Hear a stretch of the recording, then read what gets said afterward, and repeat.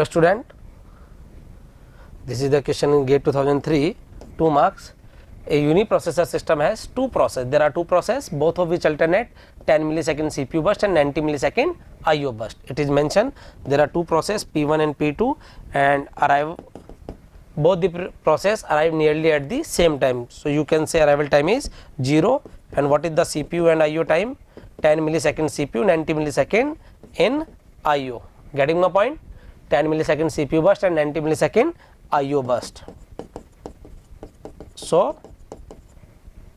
or it is clearly mentioned कि IO of the process can be proceed in parallel, and which of the following scheduling strategy will give reached CPU utilization over a long period of time. First of all, what is the meaning of this? Over a long period of time means CPU IO, CPU IO, CPU IO, it's proceed for a long period of time. Getting my point? So we we'll choose the option FCFS, SRTF, priority या round robin. First we make FCFS.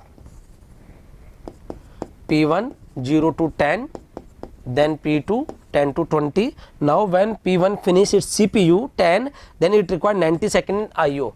Out of 90, 10 proceed in parallel and 80 CPU remain idle. Getting my point? That is the meaning of that line. The IO of the both the process can be proceed in parallel. What is the meaning of proceed in parallel?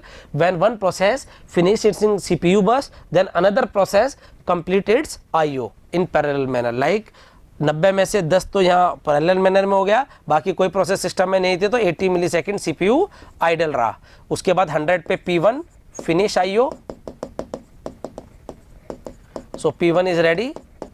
Now P2 finish 20, so it require 90 millisecond, so it will available at 110. So here we can say P2. P1 again time 110 पे finish हुआ तो उसको 90 second चाहिए तो it remain idle till 200, means how much idle? 80 millisecond in FCFS and same as SRTF and priority. Getting my point? Now we'll check about the round robin scheduling algorithm. And round robin time quantum is 5. First P1 0 to 5, P2 10, P1 15, P2 20, P1 finish at 15, it required 90 second in IO. So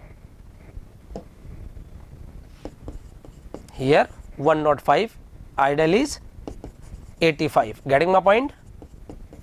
And then P1 110, P2 finish at 20 and 90 second P2 IO finish. So P2 115, then P1 120, 125, then it will available at 210,